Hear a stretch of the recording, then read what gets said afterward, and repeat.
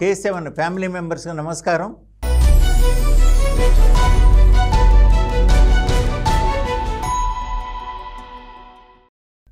ఈరోజు డిబేట్ అవర్లో కూటమి ప్రభుత్వం అధికారానికి వచ్చి 6 నెలలు పూర్తయింది. ఈ సందర్భంగా ఒక డిబేట్ ఎంతవరకు అంటే వాళ్ళు ఇచ్చినటువంటి హామీలు ఎంతవరకు వచ్చారు, ఎంత సక్సెస్ అయ్యారు, ఏమిటి అనేటువంటిది ఒక డిబేట్. తెలుగుదేశం పార్టీ తరఫున కాసర్నేని కిషోర్ గారు ఉన్నారు. కిషోర్ గారు నమస్కారం. నమస్కారం అండి. అలాగే మన Congress party vice president Konnakonda Shivaji garu ఉన్నారు.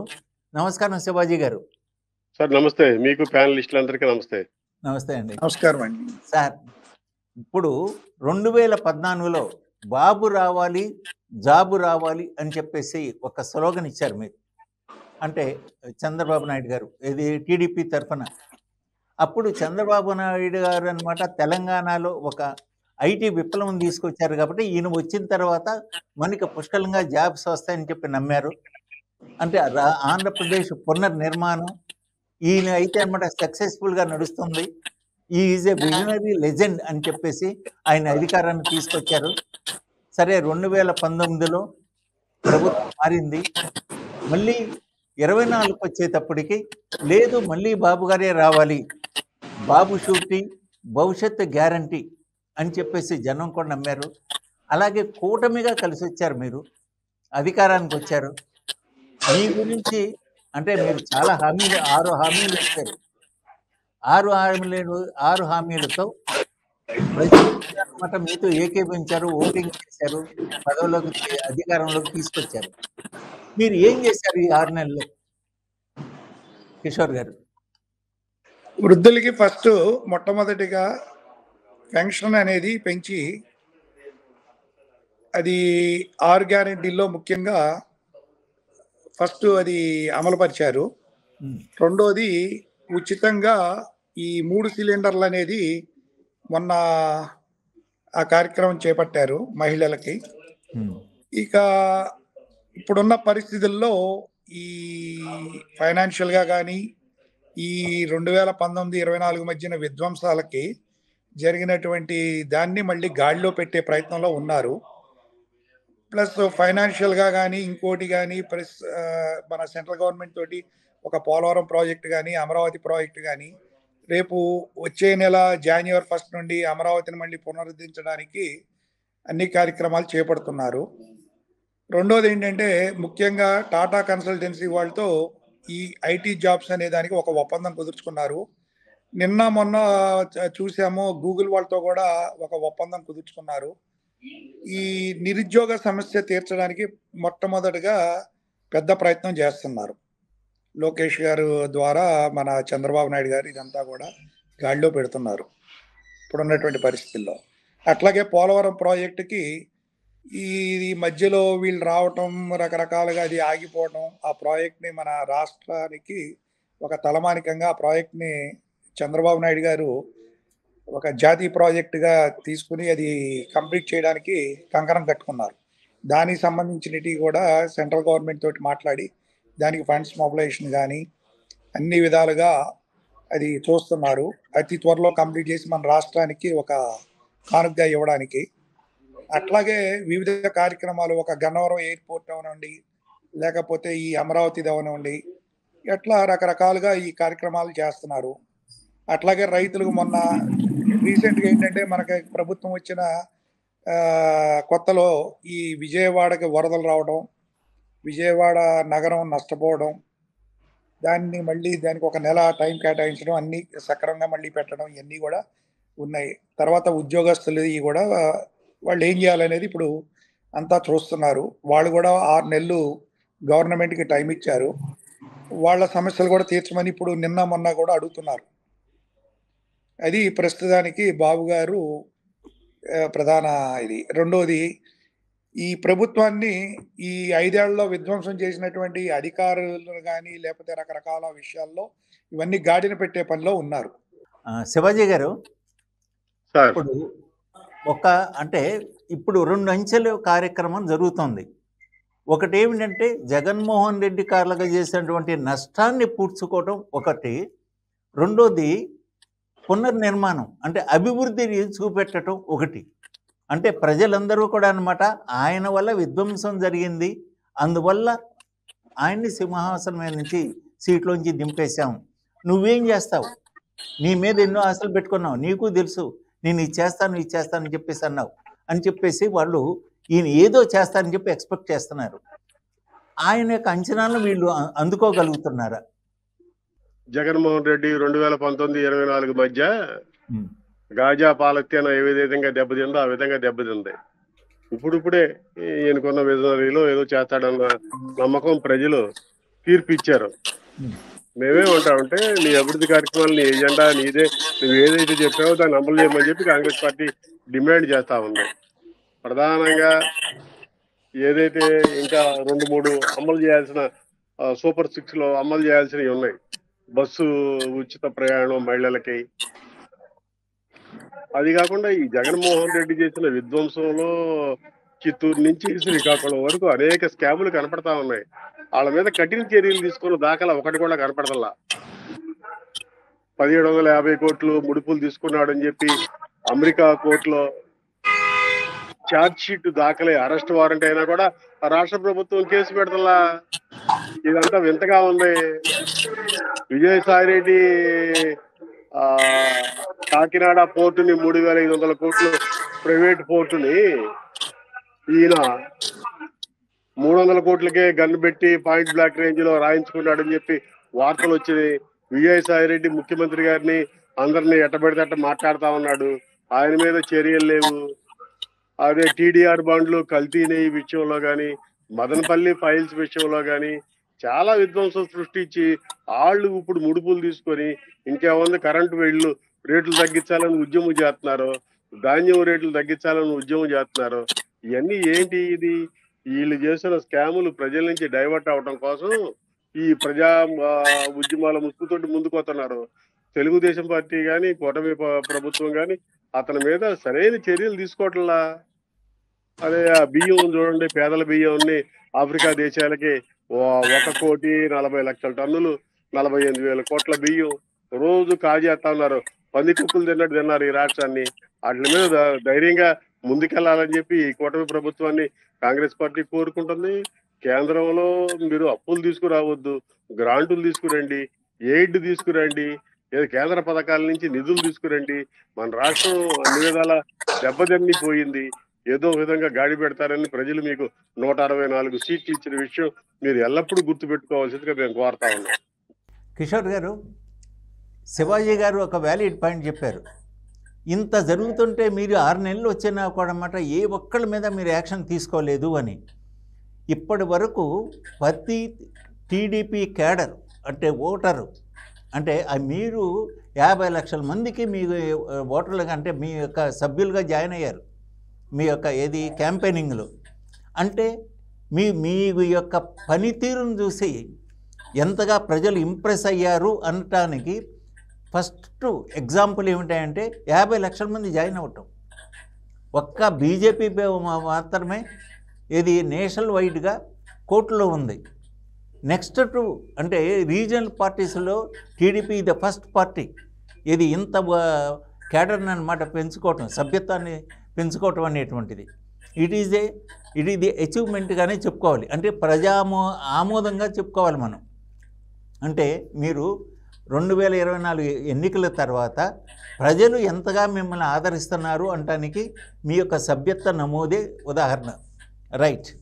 కానీ ఎవరైతే పచ్చ జెండా పట్టుకునేసి ఉన్నారో వాళ్ళందరూ కూడా అన్నమాట కర్ర దెబ్బలు, చెప్పుల దెబ్బలు, చాలా అవమానకరమైనటువంటి తిట్లు అన్నీ భరించారు.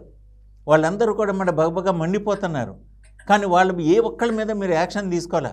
సరే అదేమన్నా మీరే మొట్టమొదటిలో చెప్పేశారు ఇది ప్రతీకారంతో ఉన్నటువంటి ప్రభుత్వం కాదు అని. కానీ నేరం చేసిన వాళ్ళైనా సరే మీకు సాక్ష్యాధారాలతో సహా దొరికినాయి. కానీ ఒక్కళ్ళ మీద కూడా అన్నమాట మీరు అరెస్ట్ చేయలేదు. అంటే ఇప్పుడు కూడా శిక్షణ 6 నెలలైనా కూడా వాళ్ళని మీరు ఏమి చేస్తున్నప్పటికీ వాళ్ళు విచ్చలవిడిగా అన్నమాట ఓ సింతేనా అనుకుంటున్నారు. లేదండి, అటువంటి అపోహలు ఏం అవసరం లేదు. కన్స్ట్రక్టివ్గా లీగల్గా ప్రతిదీ కూడా ఆలోచించి నిర్ణయాలు తీసుకుంటున్నారు. ఆల్రెడీ నందిగం సురేష్ గారు జైల్లోనే ఉన్నారు. అట్లాగే బోరుగడ్డ అనిల్ ఉన్నారు. ప్రతి ఒక్కళ్ళ మీద యాక్షన్ తీసుకుంటారు. ఒక పోలీస్ ఆఫీసర్స్ అవుతేనేమి, ఒక రాజకీయ నాయకులు అవుతేనేమి, ఎవరిని కూడా వదిలిపెట్టే ప్రసక్తి లేదు. అట్లా అని కక్ష సాధింపు చర్యలు జగన్మోహన్ రెడ్డి లాగా తొందరపడి రఘు గారు ఏమంటే ఎస్సీ బీసీలు అరెస్ట్ చేయడం ఏంటండి? ఎస్సీలు బీసీలు అల్ప వాళ్ళు పిచ్చుకు మీద బ్రహ్మాస్త్రం, కొడాలి నాని, పేరు నాని, వీళ్ళు పెద్ద పెద్దోళ్ళు అరెస్ట్ చేయండి. సాక్షాత్ గౌరవ ముఖ్యమంత్రి గారి సతీమణిని పట్టుకొని ఈ విధంగా పెడితే ఆ విధంగా మాట్లాడారు, వాళ్ళ అబ్బాయిని మాట్లాడారు, రాష్ట్రంలో అందరినీ తిట్టారు. వాళ్ళ మీద కేసు పెట్టకుండా ఈ బోరగడ్డ అనిల్ లోన్ వేసాం, నందిగం సురేష్ లోన్ వేసాం, ఇవన్నీ చెప్తారు దేనికండి? అసలు వాళ్ళని వేయండి, అసలు వాళ్ళని వేసి జగన్మోహన్ రెడ్డిని వేయండి.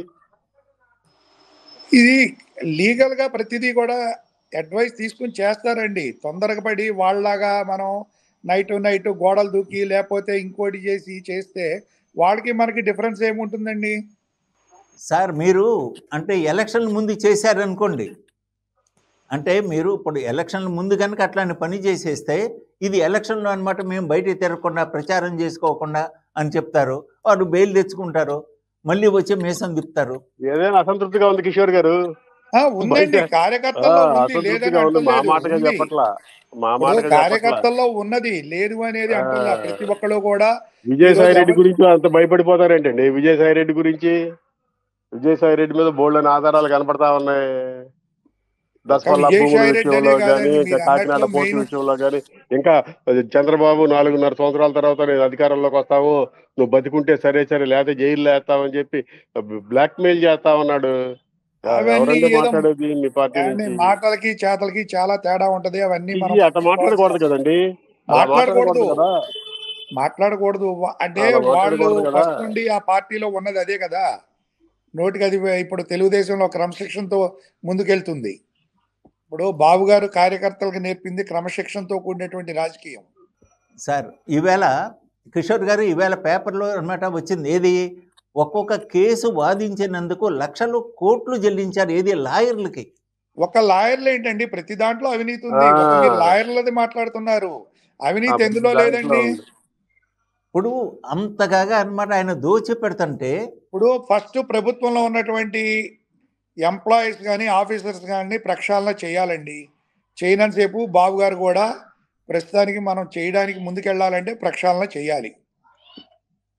సార్ ఇప్పుడు డిపార్ట్మెంట్ లో కూడా ఈ రోజు కూడా వైసీపీ వీళ్ళ కూడా నాయకులు రఘు గారు వీళ్ళ కూడా అదే పందా నడుతుందండి. ఇప్పుడు మనం చూసాము, ఆదినారాయణ రెడ్డి, జేసీ ప్రభాకర్ రెడ్డి ఫ్లై యాష్ కోసం కొట్టుకుంటున్నారు. విజయవాడలో ఫ్లై యాష్ కోసం స్థానిక నాయకుడు, నియోజకవర్గం పార్లమెంట్ నాయకుడు ఇద్దరు పంచుకుంటున్నారు. ఈ ఫ్లై యాష్ గురించి ఆంధ్రప్రభ పేపర్లో ఒక పెద్ద పెద్ద, ఆంధ్రప్రభ ఏ రాజకీయ పార్టీకి సంబంధం లేదు, స్టడీ చేయండి. కిషోర్ గారు లోకల్ వాళ్ళే. రాష్ట్ర ప్రభుత్వానికి కొంచెం ఖజానాకి డబ్బులు జమ పట్టండి. ఎందుకు మాఫియాలను ఎందుకు బాగు చేస్తారు? Fly ash, Vijayawada Ibrahimpatnam fly ash. Sir ఉచిత ఇసుక అని చెప్పారు, ఇసుక ఉచితం అన్నారు. కానీ ఇవాళ చూడండి, ఒక్కొక్క ట్రక్కు అన్నమాట ఎంత వసూలు అవుతుందో ఏంటో క్షేత్రస్థాయిలో చూడండి. అంటే ఎక్కువ రఘు గారు, ఎక్కువ క్వారీలు ఓపెన్ అవ్వాల, డిమాండ్ ఎక్కువ ఉంది, సప్లై తక్కువ ఉంది, అందువల్ల జరుగుతుందంటారా అని నా పరిశీలనలో తేలింది.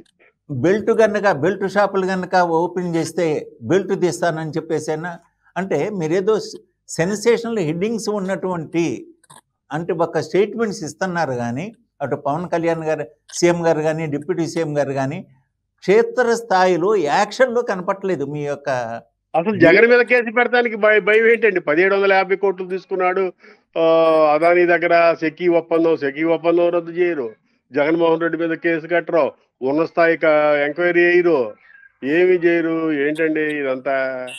ఎందుకు భయపడతారు? ఏం సార్, చంద్రబాబు అంటే చాలా దృఢమైన నాయకుడు అని పేరుంది.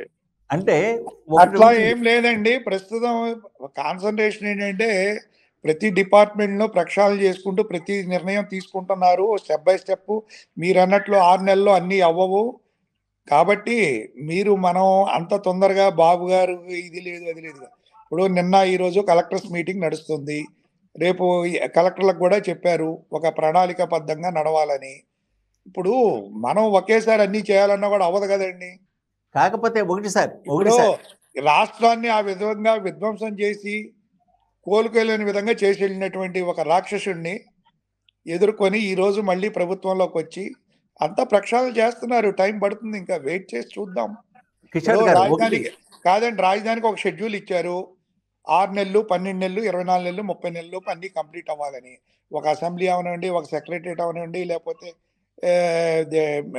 హైకోర్టు అవనివ్వండి, ఈ ప్లస్ ఈ బ్యూరోక్రాట్స్కి కోర్ట్స్ కానీ ఎమ్మెల్యేలకు కానీ ఇవన్నీ కంప్లీట్ చేసి ఒక ఇన్ఫ్రాస్ట్రక్చర్ ఏర్పడిన తర్వాత ఆటోమేటిక్ అన్ని సక్రమైన మార్గంలో నడుస్తాయి. కిషోర్ గారు ఒక్క నిమిషం. అంటే మన యొక్క మోస్ట్ ఇన్ఫ్లుయెన్షియల్ పొలిటీషియన్స్ అని చెప్పేసి సర్వేలో చంద్రబాబు నాయుడు గారికి మంచి రేటింగ్ ఇచ్చారు.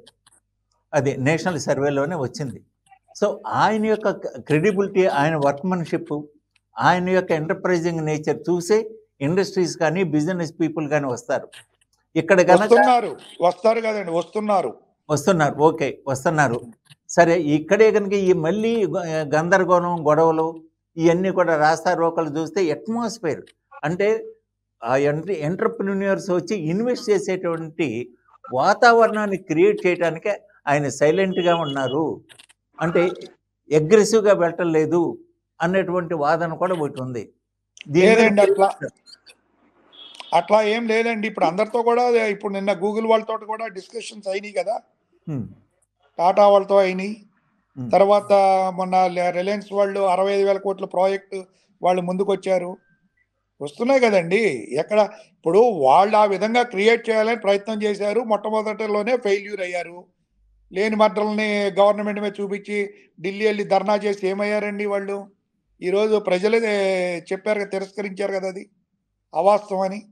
అయితే ఇప్పుడు ఒకటండి చిన్న విషయం ఏంటంటే, ఎవరికి వాళ్ళకి ఆ పూటకి గడిచిందా లేదా, వాళ్ళ జేబులో అనమాట సాధారణ ఖర్చులు డబ్బులు ఉన్నాయా లేదా అని చెప్పి చూసేటువంటి ప్రజలకి ఇంత పెద్ద పెద్ద విషయాలు అర్థం కావు. అందువల్ల అది ఇంత ముందు ఉన్నది ఇప్పుడు ప్రస్తుతానికి అది మార్పు ప్రజల్లో కనిపిస్తుంది. ఒకటి సార్ కిషోర్ గారు, ఈయన ప్రతి రైతుకి ఆయన జగన్మోహన్ రెడ్డి 13,500 రైతులకి ఇచ్చాడు. ఈయన 20,000 ఇస్తా అన్నాడు. ఇప్పటికి 4 సార్లు తుఫాన్లు వచ్చినాయి, 5వసారి రాబోతోంది అంటున్నారు. కానీ బుడమీరు వరద బాధితులకు కూడా అనమాట నష్టపరిహారం అందలేదు, రైతులకు కూడా నష్టపరిహారం అందలేదని చెప్పి రైతాంగంలో కొంత అసంతృప్తి ఉన్నమాట నిజం. రేపు ఏది సంక్రాంతి తర్వాత జగన్మోహన్ రెడ్డి రైతుల దగ్గరికి వెళ్ళిపోతున్నాడు, ఇదే విషయాన్ని మీద ఎత్తి చూపెట్టిపోతున్నాడు. దీనికి మీ సమాధానం ఏంటి, మీ కౌంటర్ ఏంటి? ఆయన రైతుల దగ్గరికి వెళ్ళినా రైతులకి ఏంటి అనేది వాస్తవం తెలుసు. వాళ్ళే ఆయనకి రైతుల దగ్గరికి వెళ్ళినప్పుడు సరైన సమాధానం చెప్తారని మేము ఆశిస్తున్నాం. సార్ ఇప్పుడు మనకి రవి అను దాల్వా, రేపు దాల్వా పంట ఉంది, రెండో పంట ఉంది. ఈ రెండో పంటకన్నమాట నీళ్ళు ఇస్తారా లేదా అనేటువంటిది కూడా ఇదమిద్దంగా తేల్చట్లేదు. అవన్నీ కూడా పక్కా సమాచారంతో, పక్కా ప్లానింగ్ తోటి అనౌన్స్ చేస్తారు. ఇంకా టైం ఉంది కదండి సార్. ఇప్పుడు అంటే ఇవాళ చెప్పవలసిన అవసరం లేదు కదా, ఇంకా టైం ఉంది సార్. ఇప్పుడు మనకి పంట ఇప్పుడే కదండి అంతా అయిపోయింది. దాళవా వచ్చేట వేయడానికి టైం కూడా ఉంది. మీరు ఒక సంక్షేమ పథకాలు అది అనేటువంటిది ఏది మేము టెన్షన్గా ఇస్తున్నాం, 1వ తారీఖు సెలవు కాబట్టి 31వ తారీఖున ఇస్తున్నాం, లేదా 30వ తారీఖున ఇచ్చినాం అని చెప్పి గొప్పగా చెప్పుకుంటున్నారు. అది జగన్మోహన్ రెడ్డి ఏమంటున్నాడంటే, నేను అంతగా నా యొక్క సంక్షేమ పథకాలు నేను అంత బలంగా లోతుగా తీసుకెళ్ళాను, వాళ్ళు ఎక్కడ ఒక రోజు లేట్ అయిపోయినా కూడా అనమాట అదే జగన్మోహన్ రెడ్డి అని చెప్పేసి దేవుడు ఆయన అయితే ఇలా ఇచ్చేవాడు అని చెప్పేసి అనుకుంటారని చెప్పి భయపడుతున్నారు, గజగజలాడిపోతున్నారు. ముఖ్యమంత్రి లాంటి వాడు, మంత్రులు లాంటి వాడు స్వయంగా వెళ్ళి పంపిణీ చేస్తున్నారంటే ఈ రోజున అది జగన్మోహన్ రెడ్డి యొక్క ప్రభావమే అని చెప్పేసి వాళ్ళు అంటున్నారు. దీంతో మీరు ఏకేపిస్తారా లేకపోతే విభేదిస్తారా? విభేదిస్తామండి. చెప్పండి, మీరేమంటారు? ఇప్పుడు రైతులకి అనేది అంతా రేపు జాన్యువరిలో మళ్ళీ ఈ కొత్త సంవత్సరంలో అనౌన్స్ చేస్తారు. ఈ స్కీమ్లు ఏదైతే కమిట్మెంట్ ఇచ్చారో అవన్నీ ఫుల్ఫిల్ చేస్తారు త్వరలో. మీరు ఇందాక ఒకటి చెప్పారు, వరద బాధితులకి అందలేదు అంటే అందరు ప్రతి ఒక్కళ్ళకి అందింది. చంద్రబాబు నాయుడు గారు గవర్నమెంట్లో ఈ విధంగా కాంపన్సేషన్ ఇవ్వటం భారతదేశ చరిత్రలో ఏ రాష్ట్రంలోనూ లేదు. రైతులకి ఇమ్మీడియట్గా వరదలో నష్టపోయినటువంటి వాళ్ళకి కాంపన్సేషన్ ఇంత పెద్ద మొత్తం అమౌంట్లో ఇచ్చిన ఏకైక గవర్నమెంట్ ఉందంటే చంద్రబాబు నాయుడు గారి గవర్నమెంట్. అది కూడా విత్ ఇన్ 15 daysలో వాళ్ళు క్యాల్కులేట్ చేసి ఎకరానికి మెట్ట 14,000, మాగానికి 10,000 చొప్పున ఇచ్చారు. ఇంత మొత్తం 2019లో ఫ్లడ్ వస్తే జగన్మోహన్ రెడ్డి ఇచ్చింది ఏంటండి, ఎకరానికి 4 మానికలు మినుములు. ఒక రైతుకు 4 మానికలు మినుములు ఇస్తే ఏ విధంగా వాళ్ళకి సరిపోదు చెప్పండి. ఇప్పుడు సపోజ్ కృష్ణా నది పరివాహక ప్రాంతం మెట్ట ప్రాంతంలో కంద వేశారు, ఒక్కొక్క రైతుకి 3 లక్షల రూపాయలు పెట్టుబడి అవుతుంది. కానీ ప్రతి ఒక్క రైతుకి 3 లక్షలు ఇవ్వాలంటే ఏ ప్రభుత్వానికి సాధ్యం కాదు. కానీ వాళ్ళు మళ్ళీ పంట వేసుకోవడానికి దానికి కొంత వెసులుబాటుతనానికి 14,000 ఇమీడియట్గా చెల్లించారు. శివాజీ గారు సార్ చెప్పండి. ఇప్పుడు అటు లోక్సభ ఇటు రాజ్యసభలో 2 వారాల నుంచి అన్నమాట సభలు 2 కూడా స్తంభింపు చేశారు మీరు కేంద్రంలో. మూడు మేము చేయలేదండి, మీరు పొరపాటు పడుతున్నారు, మీరు ఫాలో అవ్వట్లేదు అనుకుంటా న్యూస్. మీరు ఇండియా వాళ్ళు మేము స్తంభింపజేయలా, మేము బిజినెస్ జరగాలని చెప్పి ప్రభుత్వానికి సహకరిస్తున్నాం. అధికార పార్టీ వెంట వచ్చి ఏ నోటీస్ ఇచ్చినా మాట్లాడకుండా అభ్యంతరాలు పెడుతూ 3 వారాల నుంచి జరుగుతా ఉంది ఇది. మేమేం చెప్తా ఉన్నామంటే, అయ్యా అక్కడ అరెస్ట్ వారెంట్ ఇచ్చారు, అమెరికాలో అరెస్ట్ వారెంట్ ఇచ్చారు, ఇతర దేశాల్లో ఇజ్రాయెల్, ఇతర దేశాల్లో శ్రీలంక, కెన్యా, ఆ దేశాల్లో ఒప్పందాలన్నీ రద్దయిపోయినాయి. అదాని అతని మీద బోల్డ్ని విచారణలు జరుగుతున్నాయి, అసలు దాని మీద చర్చించండి అని చెప్పి నోటీసులు ఇచ్చాం.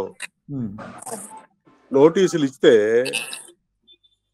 దానికి సంబంధించి vice chairman Rajya Sabha, speaker Lok Sabha ఇద్దరు కూడా వాళ్ళు తటస్థంగా, అంటే రెఫరీ లాగా ఉండకుండా కోచ్ లాగా ఉండి ఒక స్కూల్ హెడ్ మాస్టర్ లాగా పిల్లల్ని బెదిరించినట్టు బెదిరించటం, గౌరవించకపోవటం, ప్రతిదానికి అడ్డం పట్టడం, లెగిస్తే కూర్చోమంటాం, మైక్లో మాట్లాడితే రికార్డుల నుంచి తొలగించేస్తున్నాం అని చెప్పటం, ఈ విధమైన పరిస్థితి ఉండబట్టే భారతదేశంలో మొట్టమొదటిసారి 72 సంవత్సరాల తర్వాత vice chairman, vice president, Rajya Sabha chairman మీద అవిశ్వాస తీర్మానం కాంగ్రెస్ గత్యంతరం లేని పరిస్థితిలో పెట్టింది. ఇది సభ జరగాలని కోరుకుంటున్నాం. సభలో మా పాత్ర ఏమీ లేదు. శివాజీ గారు, ఇప్పుడు రాష్ట్రంలో కూడా అదే అదానీ ఇష్యూ అన్నమాట రాష్ట్రానికి కూడా అన్నమాట కనెక్టెడ్ అయింది. అంటే ఇప్పుడు ఎందుకంటే దాంట్లో అన్నమాట పార్టీ అంటే ఇచ్చిందేమన్నా అదానీ, పుచ్చుకుందేమన్నా జగన్మోహన్ రెడ్డి అన్నట్టుగా వార్తలు వచ్చాయి. దాని మీద ఇప్పుడు ఇంత గందరగోళం జరుగుతోంది. కానీ మీరు రాష్ట్రంలో అంటే అక్కడైతే అన్నమాట సెంటర్లో అంత గందరగోళం చేస్తున్నారు, ఇక్కడ అధికారంలో ఉన్నటువంటి కూటమి కూడా ఏమీ పెద్దగా స్పందించట్లేదు. కమ్యూనిస్టులు ఏదో అన్నమాట హడావిడి చేసేసి గొడవ చేస్తున్నారు. కానీ మీ దగ్గర నుంచి యాక్షన్ కానీ రియాక్షన్ కానీ ఎక్కువ కనపట్లేదు అనేది ప్రజల యొక్క అభిప్రాయం. మొన్నే మా షర్మిల గారి నాయకత్వంలో మేమందరం ఏసీబీ దగ్గరికి వెళ్ళి, గవర్నర్ గారి దగ్గరికి వెళ్ళి చట్ట ప్రకారం మేము ఏదైతే ఉన్నాయో మేము యాజిటేషన్ ధర్నా పాయింట్ లో కూడా చేసాము. అయ్యా ఇవన్నీ ప్రజల మీద 25 సంవత్సరాల్లో 1,10,000 కోట్ల రూపాయలు భారం పడుతుంది, ఈ సెకీ ఒప్పందాన్ని రద్దు చేయండి. 1,750 కోట్ల రూపాయల కోసం 1,10,000 కోట్లు ప్రజల మీద ముడుపులు ఏ విధంగా వేస్తారో ఇది అన్యాయం, అక్రమం. ఈ నెల నుంచే ట్రూఅప్ ఛార్జెస్ ప్రజల మీద భారం పడిపోయింది 15,000 కోట్ల రూపాయలు అని చెప్పి మేము కనపడిన ప్రతి డెమోక్రటిక్ ఫోరం మీద ముఖ్యమంత్రి గారికి లెటర్ రాసాం, గవర్నర్ గారిని కలిసాం, ఏసీబీ ఆఫీస్కి వెళ్ళి చర్మిల గారి నాయకత్వంలో మేము ఒక వినతి పత్రం కూడా సమర్పించాం. అయ్యా, ఒక పావురం పంజరాన్ని కూడా తీసుకుని వెళ్ళాం. ఏసీబీ అనేది పంజరంలో ఉంది, దీనికి స్వేచ్ఛ కలిగించండి, దీని యొక్క రెక్కలు ఇడిచేసి పంజరంలో పెట్టారో, దీనికి చట్టబద్ధ అధికారాలు ఏమండి, ఏసీబీ దర్యాప్తు చేస్తుంది, కేసు కట్టుద్ది అని చెప్పి మేము వాళ్ళకి వెళ్ళి ఇచ్చినా కూడా ఇంత మటుకు దాన్ని రిజిస్టర్ చేయటం కానీ వాళ్ళకు ప్రకటన ఇవ్వటం కానీ ఏమీ జరగల. మేము అనేక కార్యక్రమాలు చేస్తా ఉన్నాం ఈ రాష్ట్రం కోసం, ప్రజల కోసం నిజాయితీగా చేస్తా ఉన్నాం. అవునండి సార్. కిషోర్ గారు, మీరు యువతగా 20 లక్షల మందికి అన్నమాట ఉద్యోగాలు ఇస్తాం, నిరుద్యోగ భృతి 3,000 ఇస్తాం అని చెప్పేసి అన్నారు. ఈ యొక్క కమిట్మెంట్ ఎంతవరకు ఫుల్ఫిల్ చేశారు?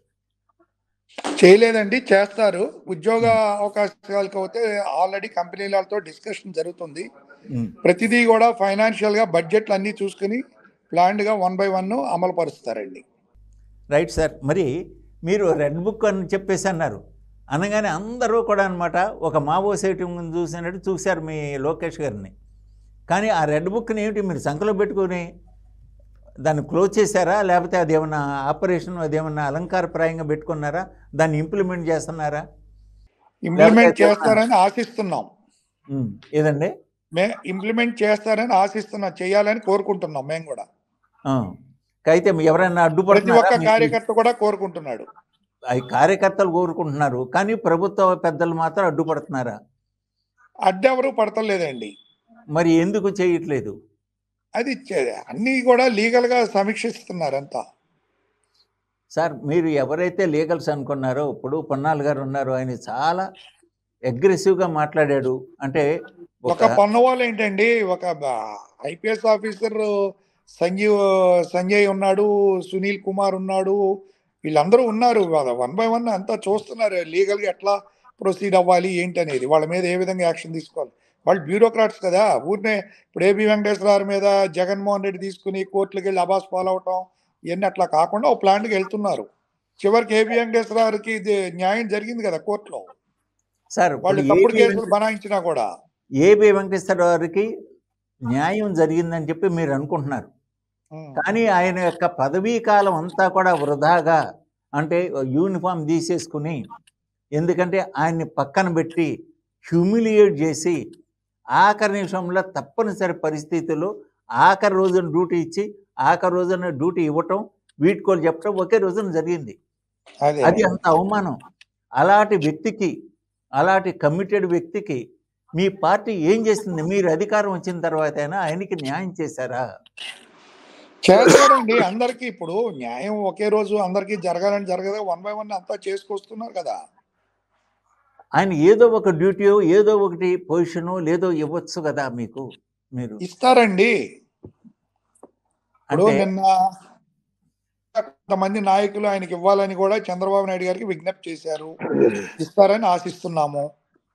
సార్, మిమ్మల్ని, మీ కూటమిని బలపరిచాడు అన్నటువంటి ఒక అభిప్రాయంతో ఇది కొలను, అంటే మన అంకబాబు గారిని ఇది అన్నమాట అరెస్ట్ చేసి లోపల పెట్టారు. అదే విషయాన్ని అసెంబ్లీ సాక్షిగా చంద్రబాబు నాయుడు గారు కూడా అదే విషయం చెప్పారు,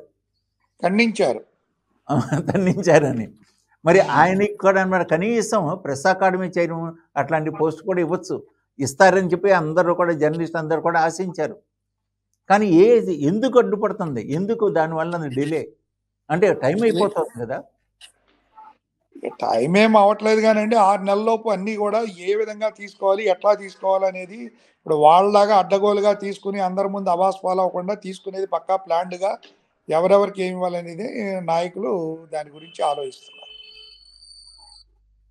సరే, ఇదే సమయంలో అంటే ఇప్పుడు అసలు తెలుగుదేశం పార్టీ అనేటువంటిది లీడర్లో కన్నా క్యాడర్లో ఎక్కువ బలంగా ఉంది అనేటువంటిది ఒక అభిప్రాయం.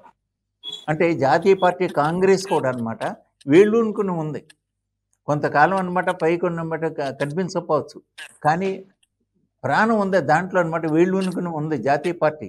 అట్లాగే రీజనల్ పార్టీగా, స్థానిక అంటే లోకల్ పార్టీగా అనమాట ఓడిపోయామండి, డిస్ట్రాయ్ అవ్వాలా. అదే తగ్గారు, మీరు కొంతకాలం స్లో అయ్యారు. అలాగే దానికి అలాగే మీరు ఇప్పుడు తెలంగాణలో కూడా అన్నమాట మళ్ళీ ఏమన్నా పునరుజ్జీవనానికి యాక్టివ్ అవటానికి ఈ మధ్య కొన్ని ప్రయత్నాలు జరిగినాయి. అట్లా నేను చెప్పి చాలా క్యాడర్ చాలా హ్యాపీ ఫీల్ అయ్యారు. మరి ఏంటి నెక్స్ట్ స్టెప్ ఏంటి మీకు తెలంగాణలో? తెలంగాణలో రేపు 2028 ఎలక్షన్స్ లేకపోతే జమిలీ వస్తే డెఫినెట్గా తెలుగుదేశం కూడా ఈసారి కంటెస్ట్ చేయడానికి ప్రయత్నం చేస్తుంది, పార్టీని బలోపేతం చేస్తుంది. ప్రతి డివిజను ప్రతి నియోజకవర్గంలో కూడా మళ్ళీ అది పూర్వ వైభవం తీసుకొస్తున్నారు పార్టీకి. కార్యకర్తలందరూ కూడా యాక్టివ్గా ముందుకు వచ్చి పనిచేస్తున్నారు. శివాజీ గారు సార్, ఈ యొక్క వైసీపీ అనేటువంటి పార్టీ వల్లనే కాంగ్రెస్ పార్టీ ఏమన్నా బాగా డ్యామేజ్ జరిగిందా? ఇప్పుడు వాళ్ళు మేము ఒకటేనండి. మీరు వాళ్ళు ఒకటేనా?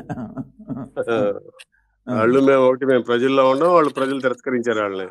అంతే. అచ్చా. రాహుల్ గాంధీ, ఖర్గే, షర్మిల వీళ్ళంతా బ్రహ్మాండమైన కార్యక్రమాలు ఇస్తున్నారు, ప్రజల్లోకి వెళ్తున్నాం, మా ఎజెండా చెప్తున్నాం వాళ్ళకి. రోజు రోజులకి రాహుల్ గాంధీ నాయకత్వంలో కాంగ్రెస్ పార్టీ పురోగమ దిశగా వెళ్తా ఉంది. ఇప్పుడు మాకు మోడీకి ప్రత్యామ్నాయం ఎవరయ్యా అంటే కాంగ్రెస్, రాహుల్ గాంధీనే. దేశ యువత ప్రజలు కూడా నమ్ముతా ఉన్నారు. విజనరీ ఉన్న నాయకుడు, మోడీ కన్నా ఎన్నో రెట్లు ఈ దేశాన్ని సుసంపన్నంగా తీర్చిదిద్దగలడు. కాకపోతే మోడీ గారికి రాహుల్ గాంధీ గారికి ఏంటంటే తేడా, మోడీ గారి దగ్గర టక్కు టమార గజకర్ణ గోకర్ణ విద్యులన్నీ ఉన్నాయి, హిందుత్వ కార్డు ఉంది, రెచ్చగొడతాడు. ఈయన సెక్యులరు, రాజ్యాంగబద్ధ పాలన కోరుకుంటాడు ఈయన. అక్కడ రాజ్యాంగం ఉండదు, ఏముండదు. మోడీ రాజ్యాంగం అమలవుతా ఉంటది, అమిత్ షా రాజ్యాంగం అమలవుతా ఉంటది. వాళ్ళకి నచ్చిన వాళ్ళకి పెద్ద ఎత్తున ప్రభుత్వ బ్యాంకులన్నీ కూడా ప్రైవేట్ ఫైనాన్సర్లకు ఇచ్చినట్టు వాళ్ళు డబ్బులు విచ్చలవిడిగా ఇస్తా ఉంటారు, మాఫీ చేస్తా ఉంటారు. మేము ఇప్పుడు జానకిరామ్ గారు కానీ మీకు కానీ తెలియని విషయం కాదు. ఏంటంటే అప్పుడు ఎప్పుడో 1988, 89కి ముందు 64 కోట్ల రూపాయలు ఖరీదు చేసే బోఫోర్స్ స్కాము మీద దాదాపు 15, 20, 25 సంవత్సరాల పాటు మమ్మల్ని నానా యాగి చేశారు. 64 కోట్ల రూపాయలు ఖర్చు పెట్టింది 250 కోట్లు. దాంట్లో ఏమి తేల్చలేకపోయారు. అరే ఇది 8,000 కోట్లు, రఫేల్ యుద్ధ విమానాలు 48,000 కోట్ల రూపాయల స్కాము, అది అట్టాగే ఉంది.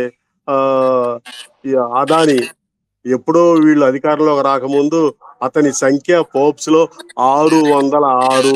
ఇప్పుడు ప్రపంచంలోనే నంబర్ 1 కుబేరుడు. 150 కోట్ల టర్న్ ఓవర్ ఉన్నోడు ఇప్పుడు 6 లక్షల కోట్లు సంపాదించాడు. ఎంత దేశ సంపద అన్న, పోర్ట్లు, విమానాశ్రయాలు, వాటర్ రేవులు అన్ని అదానికి దోసి పెడతా ఉన్నారు. విజయసాయి రెడ్డి ఎట్లయితే కేవీ రావు దగ్గర దోచుకున్నాడో, మోడీ గారు అదానికి బాంబాయి ఎయిర్పోర్ట్, కృష్ణపట్నం ఎయిర్పోర్ట్ అట్టా దేశంలో 14 వాటర్ రేవులు దోసిపెట్టాడు కదా.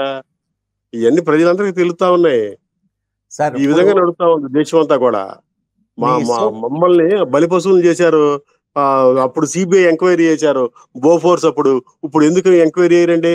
చంద్రబాబు నాయుడు గారు అడగలేకపోతున్నాడు, ఎందుకంటే కూటమిలో ఉన్నాడు, ఆయనకు అన్ని విషయాలు తెలుసు. సరే నిజాలు తెలుద్దాం, సిబిఐ ఎంక్వైరీ చేయండి, అదాని మీద ఏం జరుగుద్దో అది. పక్కన వాళ్ళు ఏమో అరెస్ట్ వారెంట్ ఇష్యూ చేశారు, కోర్టులో ఛార్జ్ షీట్ వేశారు, మన దేశ ప్రతిష్ట మంట కలిసిపోతా ఉంది. వాడు పారిపోయిన కింగ్ ఫిషర్ యజమాని విజయ్ మాలవియా, లలిత్ మోడీ ఆ ఘాట్లోకి వచ్చేసాడు. అదాని కూడా ప్రభుత్వం చోద్యం చూస్తా ఉంది. సార్, సూపర్ 6 లో మహిళలకు ఉచిత బస్సు అది ఏమిటి, ఎప్పుడు? మేము అడుగుతా ఉన్నాము, ప్రభుత్వాన్ని అడుగుతా ఉన్నాము, ఆర్టీసీ నారాయణరావు గారిని అడుగుతా ఉన్నాము, మేము నిలబెడతా ఉన్నాము, అమలు చేయండి అని. మాకేం చెప్పారు? బస్సులు లేవండి, బస్సులు రాగానే అమలు చేస్తామని చెప్పాడు.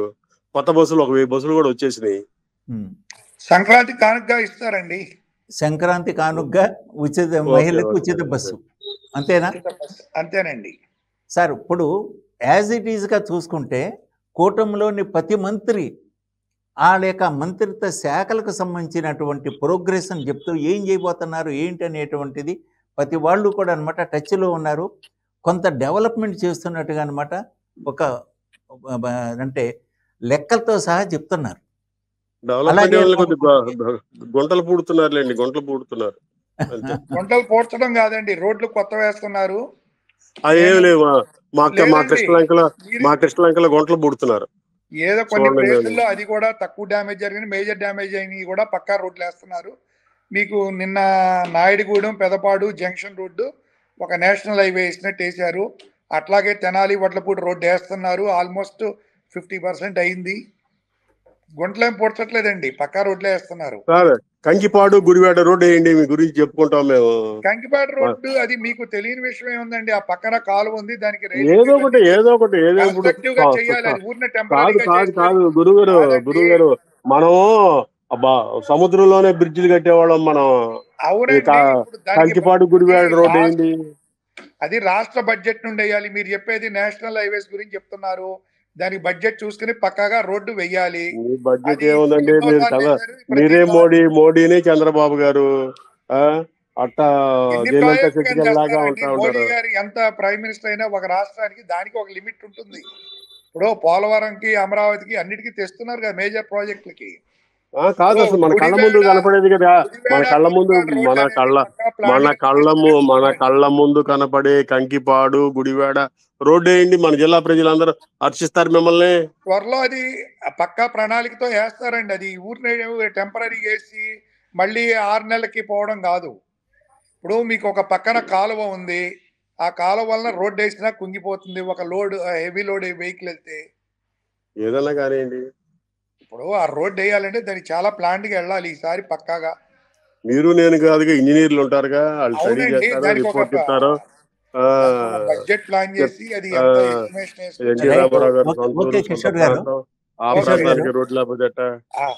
ఇప్పుడు అంటే ఓవరాల్ గా చూస్తుంటే ఒక పాజిటివ్ వైబ్రేషన్స్ అనేటువంటిది కూటమి నుంచి వెళ్తున్నాయి దీనికి.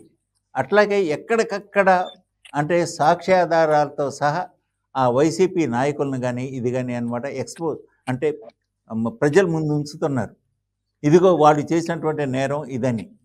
అయితే యనమల రామకృష్ణుడు కానీ లేకపోతే మన ఈ ఏమండి రఘు గారు, యనమల రామకృష్ణ గారు మాట్లాడింది నేరం ఏమీ లేదండి.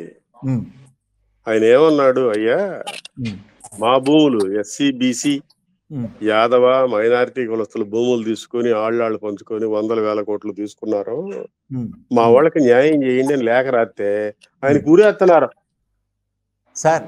అక్కడ ఆయనకి ఏముందండి అందులో? కేవీ రావు గారు చౌదరి గారు అన్నాడు, తప్పేముంది అందులో? ఇప్పుడు ఆ చౌదరి యాదవులన్నా దళితులన్నా బీసీని అంటారు కదా, అట్టాగే అదేదో పెద్ద నేరం అయినట్టు, ఆయన ఏదో ద్రోహి అయినట్టు ఇది తెలుగుదేశం మీడియా యూట్యూబ్ ఛానల్స్ ఉతికి ఆరేతనే యనమల రామకృష్ణుడిని. అరే భిన్నాభిప్రాయం వ్యక్తం చేయకూడదా? భిన్నాభిప్రాయం వ్యక్తం చేయటం నేరమా? సార్ శివాజీ గారు ఇప్పుడు ఆయన ఒక రెవెన్యూ మినిస్టర్ గా పనిచేశాడు, స్పీకర్ గా పనిచేశాడు. అయితే ఆ ప్రాంతం కూడా కాదా? అవును సార్. అప్పుడు ఎందుకు తప్పే ఉన్నాయండి? తప్పే ఉంది, ప్రశ్న ఎందుకు రైజ్ చేయలేదు ఆయన? ఎప్పుడండి ఇది జరిగింది? ఎప్పుడు జరిగింది రఘు గారు? మీరు అధ్యయనం చేయండి. అది కాంగ్రెస్ గవర్నమెంట్ లో జరిగింది అన్నాడు ఆయన. కాంగ్రెస్ గవర్నమెంట్ లో ఇటు జరిగింది అన్నాడు, అప్పుడు లాక్కున్నారు భూములు అన్నాడు. దానికే మీరు ఒక బీసీ నాయకుడిని పట్టుకొని ఆగమాగం చేసి ఉరిశిక్ష చేసి ఇండియన్ పెనల్ కోడ్ లో ఉన్నాయన్నీ వేసేసేసి ఏం చేస్తున్నారు? ఏమైపోతుంది? ఇట్టయితే అన్యాయం అయిపోద్ది మీ పార్టీ. కిషోర్ గారు, శివాజీ గారు ఒక ఎలిగేషన్ పెట్టారు మీ మీద, దానికి ఏంటి మీ స్పందన?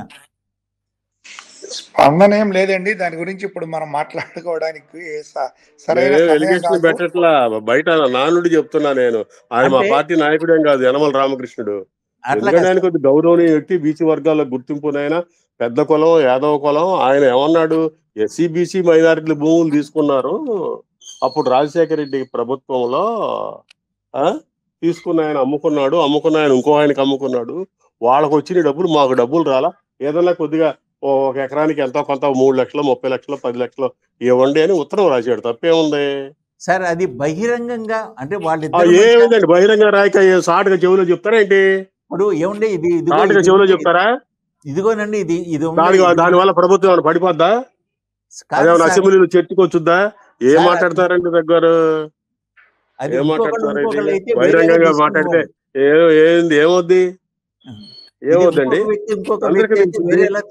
ఆ పార్టీలో కూడా మన గురించి మాట్లాడేవాడు, ఒక బీసీల గురించి మాట్లాడేవాడు ఉండాడరా, ఒక ఎస్సీల గురించి మాట్లాడేవాడు ఉండాడరా అని అనుకుని ఈ వర్గాల ఓటు బ్యాంకు ఆనందపడుద్ది. తప్పేముంది? లోకేష్ ఏమైనా దిగిపోమన్నాడా? చంద్రబాబుని దిగిపోమన్నాడా? ఏమంటే ఏమైనా బుద్ధి ఉండాలండి. ఆ యూట్యూబ్లో ఎట్టబడితే అట్ట మాట్లాడుతున్నారు ఆయన్ని, వయసులో పెద్ద ఆయన్ని. ఇప్పుడు 6 నెలల యొక్క వీళ్ళ యొక్క ప్రోగ్రెస్ రిపోర్ట్ మీద మీ యొక్క ఫైనల్ అంటే మీరు ఎన్ని మార్కులు వేస్తున్నారు శివాజీ గారు? 35 100కి 35%. రైట్. అంటే పాస్ మార్క్ ఇస్తారు అంతేనా? అట్లాగే. Okay sir. కిషోర్ గారు మీరేంటి ఏమన్నా చెప్పదలుచుకున్నారు? ఏంటి మీ ఫ్యూచర్ ప్లాన్స్? అంటే ఫ్యూచర్ ప్లాన్స్ ఏం లేదండి, పక్కా ప్రణాళికాబద్ధంగా ప్రతిదీ కూడా ఆలోచించి నిర్ణయాలు తీసుకున్నారు ముఖ్యమంత్రి గారు. ప్రజలు కూడా చాలా హర్షిస్తున్నారు. ఈ 6 నెలల్లో కూడా ఆంధ్ర రాష్ట్ర ప్రజలు చాలా సంతోషంగా ఉన్నారు. ఫస్ట్ ఏంటంటే ముఖ్యంగా పీస్ఫుల్గా స్టేట్ ముందుకెళ్తుంది. ఇదివరకు ఏ రోజు ఏం జరుగుద్ది ఏంటి అనేది ప్రతి వాళ్ళు తెల్లారులేస్తే భయపడేవాళ్ళు ఒక రాక్షసుడి పరిపాలనలో. ఈ రోజున ఎటువంటి లేకుండా ప్రశాంతంగా రాష్ట్రం ముందుకెళ్తుంది. పెట్టుబడిదారులు వస్తున్నారు. కానీ కిషోర్ గారు మీ విషయం ఈ యొక్క స్టేట్మెంట్తో నేను ఎందుకు ఏకీభవిస్తాను అంటే యనమల రామకృష్ణుడు గారు అంత స్ట్రాంగ్ లెటరు ఒక టీడీపీలోనే రాయగలిగారు. అదే వైసీపీలో అయితే అనమాట ధైర్యం చేసి ఏ ఒక్కళ్ళు కూడా ఆ మంత్రి అంటే ముఖ్యమంత్రికి పాయింట్అవుట్ చేస్తే బహిరంగ లేఖ రాస్తాయి. బహిరంగంగా కాదు మామూలుగా కూడా ఏ విషయాన్ని కూడా ఆ ముఖ్యమంత్రి తెలియజేయాలంటే ఎవరు కూడా తెలియజేయలేనటువంటి పరిస్థితి ఆ రోజుల్లో. ఇవాళ అట్లా లేదు. ఇక్కడ స్వాతంత్ర ప్రతి ఒక్కళ్ళకి మాట్లాడే హక్కు ఇచ్చారు. తెలుగుదేశంలో కొంత డెమోక్రటిక్ సెటప్ ఉందండి. జగన్మోహన్ రెడ్డి నియంత పార్టీ. ఓకే. ఒక డెమోక్రసీ అనేటువంటిది ఒక డెమోక్రటిక్ సెటప్ ఉంది. ఇటు టీడీపీలోనూ ఉంది, కూటమిలోనూ ఉంది. మా అంత లేదులేండి వాళ్ళకి. మీకు మా అంత లేదులేండి. ఎంత కొంత ఉంది కానీ జగన్మోహన్ రెడ్డి దగ్గర అసలు అది కూడా శూన్యంగా. అంటే నిజంగా జగన్మోహన్ రెడ్డి గారు ఉన్నప్పుడు అనమాట, ఆయన అధికారంలో ఉన్నప్పుడు అంత మునుపు ముద్రగడ గారు కానీ లేకపోతే మన చాలామంది ఆయన అప్పటి వరకు అన్నమాట చాలా ఫ్రీక్వెంట్గా ఇచ్చే స్టేట్మెంట్స్ ఇచ్చే వాళ్ళు అందరూ కూడా అనమాట సైలెంట్ అయిపోయారు. వాళ్ళేంటండి ఆ పార్టీలో ఉన్నటువంటి వాళ్ళే ఏదైనా అభిప్రాయం వెలిబుచ్చాలంటే భయపడేవాళ్ళు. తప్పు చేస్తున్నా కూడా ఇది తప్పు చేస్తున్నా కాదండి. జానకిరామ్ గారు కిషోర్ అది మరి కిషోర్ గారు రఘురామకృష్ణరాజు గారు ఏమన్నాడు? తెలుగు మాతృభాషగా ఉంచాలని మాట్లాడాడు. తిరుపతి కొండలో ఒక కొండ కాదు 7 కొండలు వెంకటేశ్వర స్వామి అన్నాడు. ఆ మాటగా ఆయన తోలేశారు. అవునండి. కిషోర్ గారు ఆయన చంపేయబోయారు. అవునండి. అవును. ఇదేం పెద్ద కుట్ర చేయలేదు రఘురామకృష్ణరాజు గారు. ఒక రఘురామకృష్ణరాజు గారు ఏంటండి, ఉండవల్లి శ్రీదేవి ఏంటి, కోటంరెడ్డి శ్రీధర్ రెడ్డి ఏంటి, వీళ్ళందరూ కూడా అడిగినందుకే కదా వాళ్ళ మీద ఏదో ఒక ఎలిగేషన్ లేపి బయటికి పంపించింది రజనీ నారాయణ రెడ్డి గారు. ఇప్పుడు రజనీ గారే అనమాట 2 కోట్లు అని చెప్పేసి నిర్ధారణ చేశారు. ఇది ఒక కేసు ఇంకో 10 కేసులు ఉన్నాయి అంటున్నారు. మరి ఏమండి మీరు బీసీల మీద పడబాకండి. రజనీ అని వీళ్ళని వాళ్ళని ముందు కమ్మార్ మీద రెడ్ల మీద పడండి, అప్పుడు మిమ్మల్ని నచ్చిస్తాం. మీరు రజనీ ఉంది, ఉంది, పొల్లమ్మ ఉంది, ఈ అంక ఏముంది ఉంది, ఇవన్నీ చెప్పబాకండి. ఆ పార్టీలో బోళ్ళంత మంది ఉంటారు. ముందు కిషోర్ గారు ఆ పెద్ద తలకాయలను పట్టుకోండి, మీరు బొడ్డోళ్ళని పట్టుకోబాకండి. అట్లాగేనండి. Okay, bye, good night. Okay, thank you sir. కాలాన్ని వెచ్చించారు. ఇది 6 నెలలు పూర్తయిపోయింది. హనీమూన్ టైము అయిపోయింది. ఇక సంక్రాంతి నుంచి అసలైనటువంటి పరిపాలన ఒక దూకుడు ఆశిస్తున్నాం. థ్యాంక్ యూ కిషోర్ గారు, థ్యాంక్ యూ శివాజీ గారు.